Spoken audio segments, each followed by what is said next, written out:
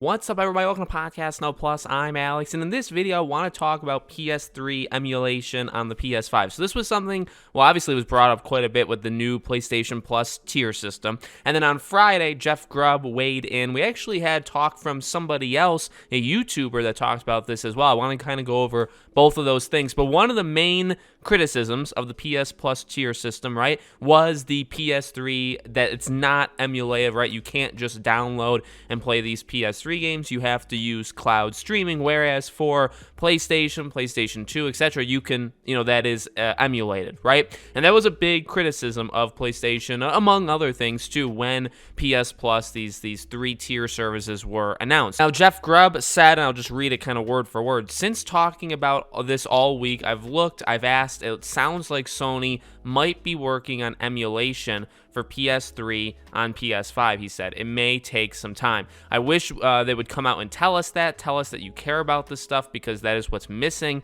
with this PS Plus announcement. To me, it seemed like they didn't care about any of it. They just slapped it together, put a new name on it, and sold it. And then you also have a YouTuber and a developer, and Night Dive Studios, Modern Vintage Gamer, and he tweeted that it is possible to do, PS3 on PS5. It's absolutely possible, but that Sony has never been interested in investing the millions to make it happen. And that goes because they say, this actually comes from Video Game Chronicle, while this hasn't been publicly stated, the consensus is that due to the unique architecture of the PS3 and its infamous cell processor, emulating the system on the PS5 would be incredibly difficult. So that's kind of the word on the street for why this hasn't happened yet. And I agree. I mean, this does seem like something that should happen. It doesn't even matter necessarily in this case what I think about it. It matters more what I am on the side of emulating versus the streaming. But even if you look around the internet, right, a lot of the comments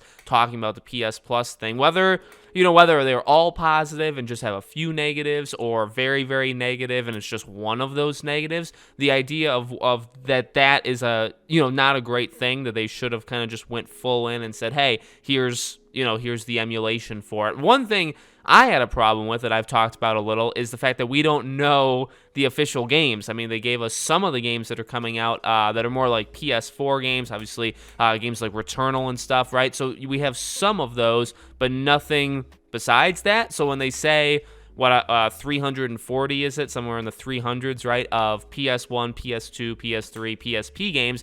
What are those games? I want to kind of see some of them, because those games are the difference between the $20, right? Between $100 a year and $120 a year, that second tier to the third tier. I mean, yes, you do get the game trials as well, but someone like me, am I going to play the game trial for God of War Ragnarok? I mean, it could be beneficial to some people, but someone like me, or maybe even someone like you, we don't really need them. We're probably going to buy the game anyway. I'm not saying it's a bad idea. I actually think it's a really good idea, but I just don't think it's all that necessary to me. It's not necessarily worth that extra $20 a year. So what are those games for the old consoles? Those are the games I think would, decide whether or not I get the service or not. So seems like, and again, when it comes to specifically this Jeff Grubb stuff, I mean, stuff like this, I don't like the uncertainty of it. It doesn't sound very confident, and that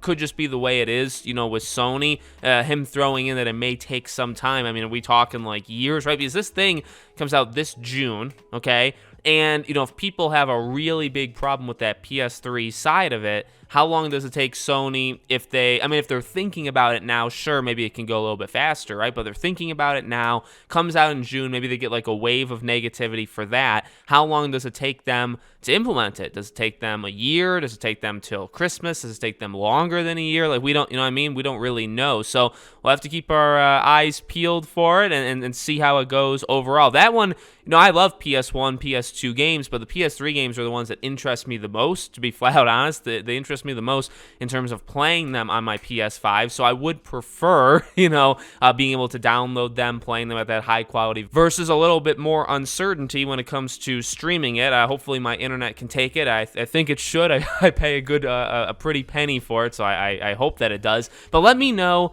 what you guys think in the comments below. Make sure, as always, you guys are subscribed to the channel. Hit the bell icon so you guys know when all these videos go up, and I hope to see you all on tomorrow's video.